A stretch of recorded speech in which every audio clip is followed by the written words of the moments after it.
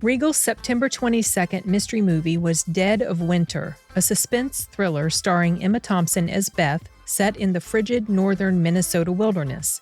The story follows Beth as she travels to a remote lake after the death of her husband, only to stumble into a kidnapping plot involving a young girl. She's pursued by the kidnappers, led by a cartoonishly over-the-top Judy Greer in a throwback to 90s-style thrillers. Emma Thompson is the standout, delivering a solid performance with a heavy Minnesota accent, leaning into that Fargo-esque vibe. Think, oh geez, and you betcha.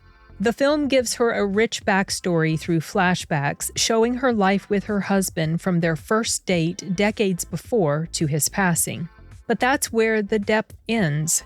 The other characters, including the kidnapped girl and Greer's unhinged villain, feel one-dimensional.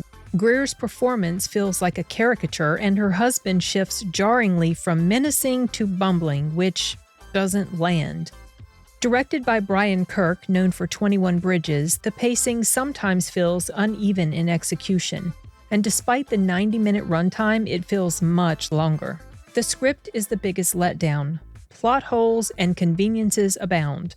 Like a single day in winter in the upper Midwestern region of the U.S. with almost endless daylight, the perfect tool lying conveniently around, implausible setups like Beth's MacGyver-style traps and hugely convenient plot occurrences.